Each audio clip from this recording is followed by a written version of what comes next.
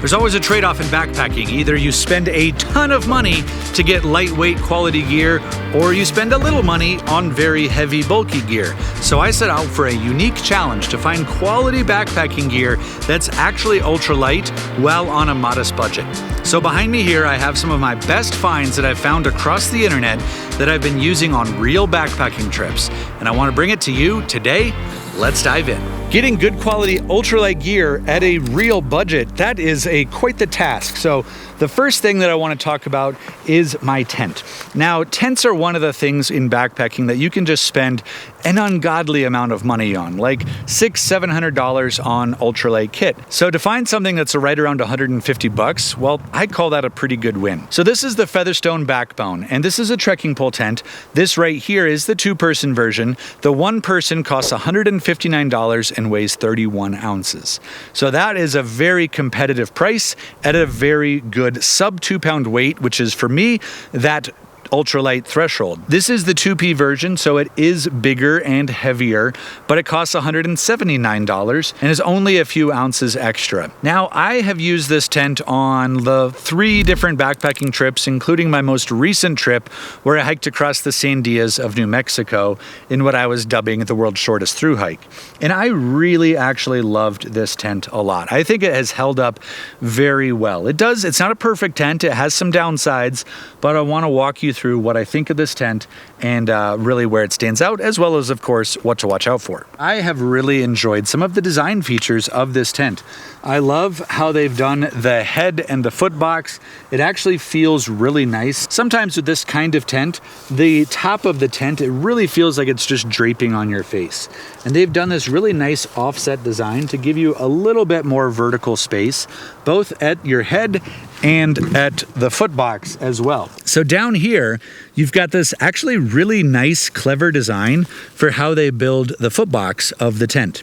So I actually like that there's a little bit of structure in here that provides about maybe 9 inches of vertical space to really clear your feet when you're sleeping. By simply tensioning this out, I can really get rid of all of the saggy points or creases that sometimes occur when you're setting up the tent. So I have really enjoyed this design. There's some subtle things. I like the doors. I like how they toggle open. I like how I can have these doors fully open all the way while still maintaining the tension. It's just a really nice, clean design. It feels bright and airy. I like how it feels inside. Sometimes darker tents just feel more enclosed and claustrophobic, and with this tent I really don't feel that at all. It just has a very pleasant feel inside. The zippers and doors and the extra little bits for storage is just nice. There's even some ventilation here up at the top at the apex of the tent. Now, what I will say are things to watch out for is just if you're getting a single wall tent, moisture management is going to be an issue. So if you're backpacking in wet environments or humid environments or rainy environments, what will happen is throughout the night, moisture will build up on these walls. And sometimes that will just get you wet if you touch the walls, or also sometimes will just drip onto you. Because there's not another layer that's a buffer, like with a double wall tent, that can be an issue. And that's like a standard across the board for single wall tents. Moisture management is a thing to be aware of. Now, the other thing that I will say that this tent has, in my opinion, struggled with a little bit is just how flappy this might be in wind. And I actually have a little bit of wind today. But one of the things that I have really noticed is that if you're going to be in wind, there's ways to minimize that flapping. Now, I was just in New Mexico and I slept through a pretty big windstorm and it was very flappy. But I will say that I couldn't actually put tent stakes in the ground or proper anchors where I could really tension everything tight. And that made a big difference.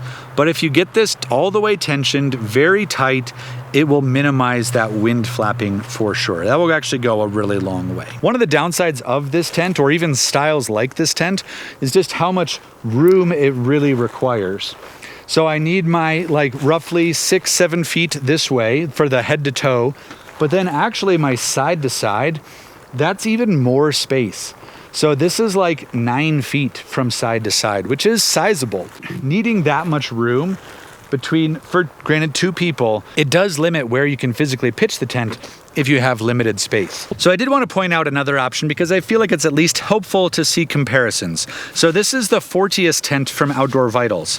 Outdoor Vitals is one of my favorite little companies, and they make great backpacking gear, especially ultralight at modest budgets. Now it is more expensive. This is a $230 tent. I believe this is the one-person version. You shave, I think, 2 ounces off of the Featherstone's weight, but you pay $80, $90 more. So I think it's still a worthy tent. It's not one of my favorites overall, but I thought that I would at least point it out where if you wanted to get a little bit lighter, probably a little bit more durable, and also just a couple subtle designs that I do like a little bit better about this one, I at least wanted to point it out. All right, so I think I actually have a pretty good sleep setup right here. This is a top quilt that I found on Amazon for $115. Now, I think it's from like a generic manufacturer. It says Fernwell on the tag, but I can't find anything about a company called Fernwell. And it was sold by a store called Sensory4U, which I'm not really sure what the heck that is, but I took this out and actually was really impressed with this top quilt. I'll talk a little bit more about it as I go, but I wanted to introduce it. Then I want to talk about the sleeping mattress. So this is the Flextail R0. Now, this is not a new mattress. You've probably seen other YouTubers, even myself, talk about this one, but I think that it's a really good mattress, especially at the price. So this is the mummy version, which means it has this tapered edge, so you kind of lose the full triangle. But what that does is it lowers the price and it lowers the bulk and the weight kind of significantly. So this particular version is as little as $89. I have been finding this on Amazon and on some various sellers for 89 bucks, which I think is, at that price point, is a very good deal because you get a genuine high quality camping mattress that's R5.6, I believe, which is very warm. I think you could actually use this for 4-season backpacking, while it weighs only 19 ounces. Now, most of the very competitive similar mattresses from high-end companies like Nemo or even Zenbivy are like 16, 17 ounce mattresses that are also about the same equivalent warmth. But those cost upwards of $200, $220. So to find this one at under $100 while still being very comfortable, very light, and very warm, well, that kind of hits all of the good spots that you're looking for in a mattress. While I do think the rectangular version is a more comfortable mattress, you're really adding on about 6 ounces of weight, a good bit more bulk, and about $50 more in cost. And to me, that trade-off just isn't quite worth it. So I would say if you're on a budget, but you're looking for a very warm, high-quality mattress, this is a really good one. And one of the things that I do like about it is that these side baffles or chambers are just a little bit bigger. So they do help keep you on your mattress at night, which is actually rather nice. So this paired with this together, what makes a good top quilt work in the first place is to pair it with a good warm mattress because you don't have anything underneath you, so you're entirely relying upon the mattress to provide that warmth. This is one of the best combos that I've come across. I really like this, and together the two is like $205, which I think is a really nice price for a good quilt. 850 filled to power down, very light, packs down small while still being warm. On my last trip, it got windy and a little bit cold, and throughout the whole night I was totally warm, totally comfortable. It just feels actually surprisingly quality. The texture, the loft, it all feels like a real top quilt from a high quality manufacturer. This is from one of my old videos that I did a year ago where I was looking for as cheap of gear as I could find. And this is the Static V from Climate. So if you are on a serious budget, and if $89 is too much to spend on a mattress, I did want to point out that there is a, I would say, reasonable $40 option. This is the Climate Static V. This is the uninsulated version. And so it has very little R value, basically 1.3 R value, which is not that different than just sleeping directly on the ground. found. It's actually warmer to sleep on a closed cell foam mattress than it is to sleep on one of these. But these are a little bit more comfortable. They have, 2 inches or 1.5 inches of loft here. I will say this is one of the least comfortable mattresses for air mattresses that I've ever slept on, but it's the bottom of the market in terms of budget. So if you're getting something new that's at least a little bit comfortable, I would say this is still more comfortable than a closed cell foam mattress, but not by a lot.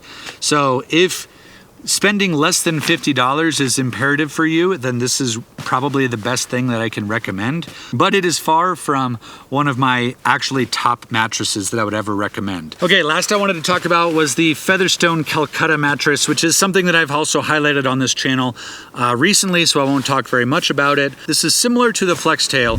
It's $109. I feel like this is the more comfortable option than the Flextail.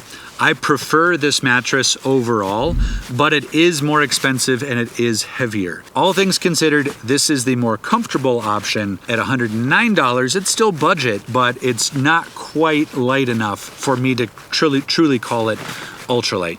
I did want to highlight it because this is what I took on my through hike of the Sandia Mountains in New Mexico, and I said that I would talk about it. So here I am letting you know that this is one of my most comfortable mattresses, but still not quite as ultralight as I think you can get. All right, let's talk about water treatment. So one of my favorite developments in my backpacking evolution over the last year or so has been the use of the Sawyer Squeeze and the Knock-Vecto bag. So water treatment has actually been one of those elusive things for me that's been hard to dial in. But until I really found a good system with the Sawyer Squeeze, that has been kind of a game changer for me. So I've been using the Squeeze with the Knock-Vecto, and this is roughly a $65 pairing. So this is, I think, $45, and this is about $23. So I guess closer to $70 between the two.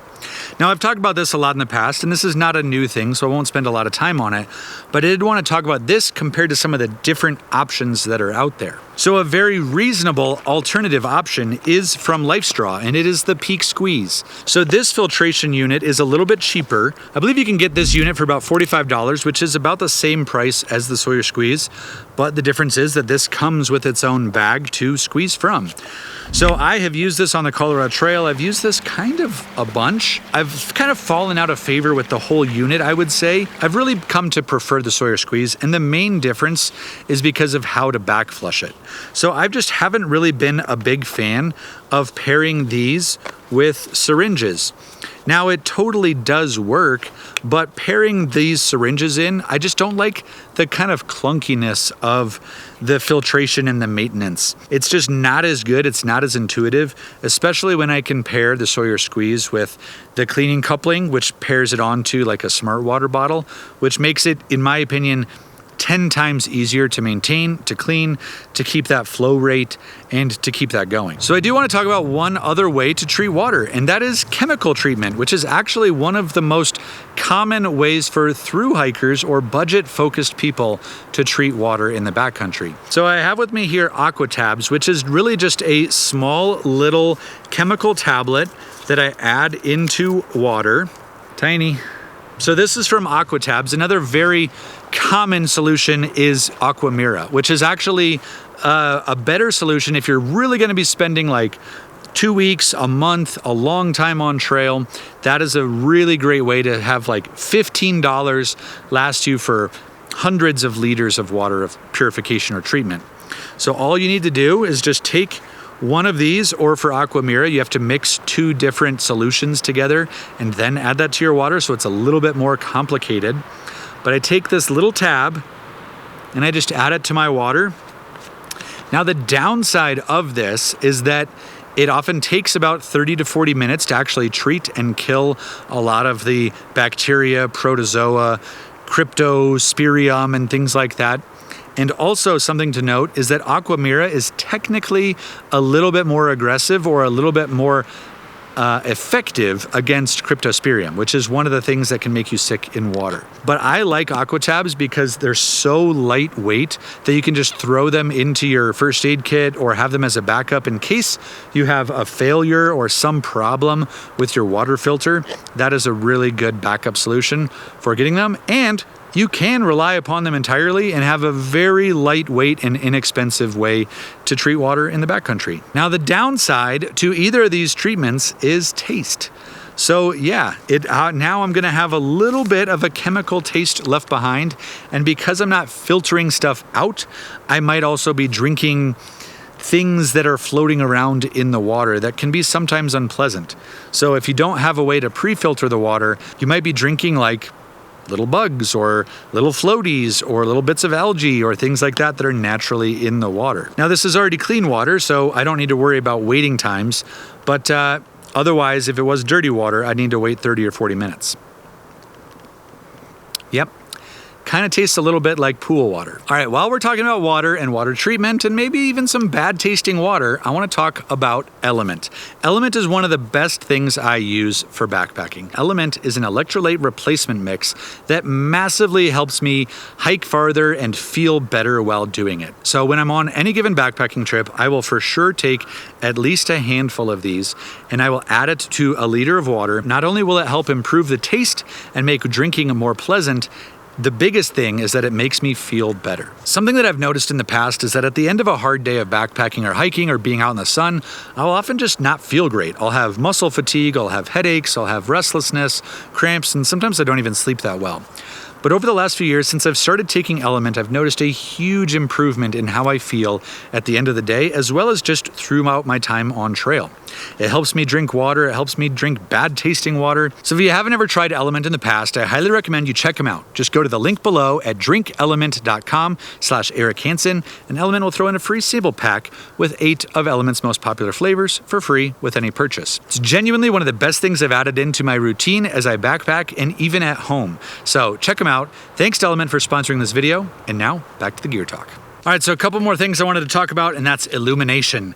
So one of the favorite little items that I've found over the last couple years is the Nightcore NU25. So this is a headlamp that is a 400 lumen headlamp. It's a really lightweight profile. It's got just like a minimalist design. It even has red light function, of course, which I always think is super important. And it casts a 400 lumen beam. But it's not actually my favorite headlamp. So if you're willing to spend just a little bit more, actually I think the better option is the new NU27. They're very similar. This one weighs just a hair over 2 ounces, and so it's very comparably weighted, but it is a little bit bigger form factor. You can see it's just a little bit wider, but the benefit is that this puts out 600 lumens. Now, the reason why I like a little bit more output, like 600 lumens, isn't just for, because it's cool to light up more area, but I think it's kind of a safety piece. When I'm actually out and I'm navigating really challenging terrain or hiking at night, I like having a brighter headlamp. So I like being able to light up technical terrain or see the trail better, or if I'm trying to move fast or move down a mountain, having a little bit more output is something I really like. Now, this is a $45 headlamp, so it is more expensive. So if you're going for budget, and this is a budget video, I think the NU25 is the better choice. But if you do like just a little bit more oomph to your headlamps, well, the NU27 is the way to go. All right, let's talk about stoves and cookpots. So I think this answer is actually really simple, and the cheapest and lightest option out there is the Toaks Titanium 750 milliliter pot. I can get this for about 26 bucks. It's really cheap. It is as light as it comes, and it's like a classic pot for through hiking and ultralight backpacking. And especially if I pair that with the BRS 3000, which is like the classic minimalist stove. So this I can get for about 16 bucks and weighs 1 ounce. So when I pair these two together, I get just a really great, lightweight, very effective cookpot. This is not new, but I did want to mention it because it is as light and as cheap as it can get. And if that's your goal, and if that's why you're here for this video, well, this is it right here. But I did want to talk about a new item and something that I brought with me on my New Mexico Traverse. This is the Fire Maple Petrol G2, which is a new iteration off of the version that I've been using, which is the G3. Now you'll notice that this is a wider pot. It actually has a little bit more capacity, and the wider pot, the wideness of the pot is actually a big improvement. And the reason why is because now it fits more stove options. So before, when this was actually a little bit more narrow, for some reason, it only fit the fire maple stove and the camping moon with my Soto Triflex that I had. For some reason, that was it. And I really liked that pot, but now this pot actually fits other stoves with greater ease. So it can, if you have the MSR Pocket Rocket or some of the other tri-prong options, it actually fits those much easier. The most important reason why I really like this stove is because it's hyper efficient.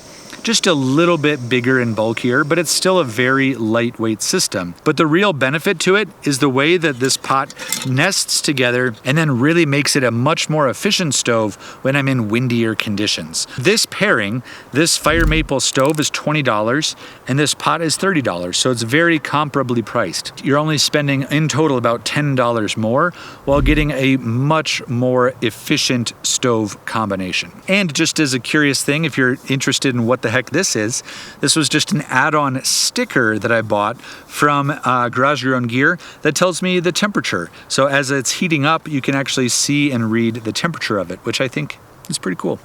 And one of my other favorite reasons for having this pot is this long handle.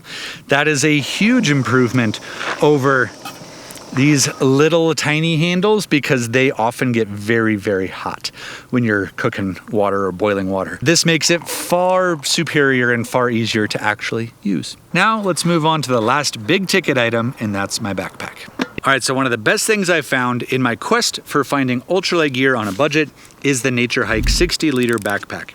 This I found for as little as $100. This, as of most recently, is $102 on Amazon right now. This is a very high quality backpack that I have actually used on, I think, 4 different trips right now. And there's some things that I want to highlight about this backpack beyond just the price. At $100, it's a pack that I think holds up against really packs that are about twice as expensive. But some things that I really like about it is it has a nice quality back panel. It gives it form, it gives it padding, so you're not feeling like pots and stuff like that that's inside your backpack. So it gives it a nice structure. It gives pretty good airflow. Probably the weakest part about this whole backpack is how warm the back panel is with airflow. But you get a nice, comfortable experience other than airflow. I think these actually are very comfortable shoulder pads, shoulder straps, I should say. So this recommends not carrying more than like 30 pounds in it. I personally have carried up to 44 pounds in this backpack and actually found it to be very comfortable. Some subtle things that I enjoy are the ability to undo the side clasp with just a little simple buckle. So especially if I have trekking poles or tripods, things that I tend to backpack with. On the side, easy access. I don't have to fish them in and out of like an annoying system over here. And then the other thing that I really like is that these for a roll top bag, these strap on the side.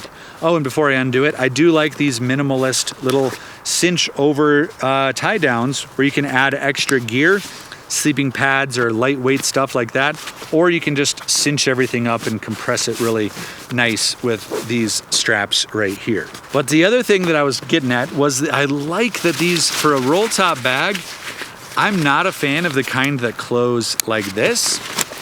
I much prefer the kind that you can close down on the sides like this. I just really think it's a much cleaner way to organize a backpack. The other thing that I really like about this backpack is this very generous stretch mesh where you can probably add about 5 liters of extra gear. So right now I have my very inexpensive Bogler trowel that I picked up for 16 bucks. Super lightweight, about as light as it comes.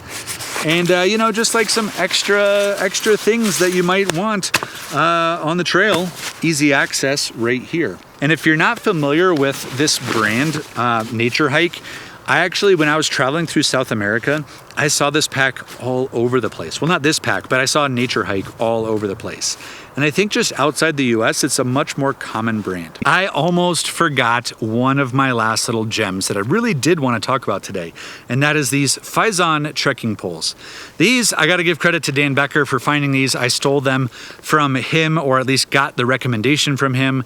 But these are also from Amazon, and I got these for $35 a pop. So one of the most amazing things about these trekking poles poles is that they weigh 5.5 ounces each, which is right in the same ballpark as the 5-ounce Gossamer gear trekking poles that are $100 a piece or $200 for the pair. And they're actually less expensive and lighter than the Z-Packs. Well, it's not surprising that they're less expensive than the Z-Packs trekking poles, but they're lighter than the Z-Packs trekking poles. So amazingly, these, I believe this is an Italian brand. Yep, made in Italy. This Italian brand, Faison, makes some killer trekking poles. 158 grams, 5.5 ounces. Really wonderful, really light. And I gotta say, mostly I'm not a big fan of the twist lock. I prefer the clasp lock. But after using these, just that clean, nice, like there's nothing to catch on. I did actually really like having the twist lock, and I had a great luck with these being strong and sturdy and held up great. And the other subtle thing is that I liked the wrist straps. I've been using the Durston trekking poles for a long time that don't have straps. And when I got these back, I was like, oh yeah, I do like having straps on them. So all that for 5.5 ounces each, $35 a pop. It makes the whole trekking pole tent thing work. And I also think that trekking poles are just fantastic to use as a safety piece, to hike farther, to be more comfortable, to reduce the load on your body when you hike. So I fully actually think that these are one of the more better finds I've ever come across in backpacking, and kudos to Dan Becker for actually being the person who told me about them. I just tested my base weight for like the first time ever. I'm talking about base weight on this channel, and I weighed out at under 10 pounds for my backpack, my tent, my sleeping bag, my sleeping mat, my cookware, my cutlery, utensils, all the things that aren't my clothing add-ons or my water and food. So under 10 pounds, that's about as light as I've ever gotten. The whole price tag for everything I've got included here is about 565 bucks. Yes, some people out there might say even that is too much money for me. Well, if that's too expensive, then you're just gonna have to go secondhand. But I think for brand new ultralight gear to come in under $600, this is actually a setup that I think is really capable, that you could really do a long distance trail in this. I'm genuinely proud of this setup, and I would love to hear what you think of it. What are some of your favorite pieces of gear? What are the things that really stand out to you? Would you use this backpack? What would you use? And can you do better? Thanks so much for watching this video. If you enjoyed it, please give it a thumbs up. Make sure you're subscribed here on the channel. I really appreciate all of you for being here. Thanks so much for watching. I'm Eric Hanson. I'll see you on the trail.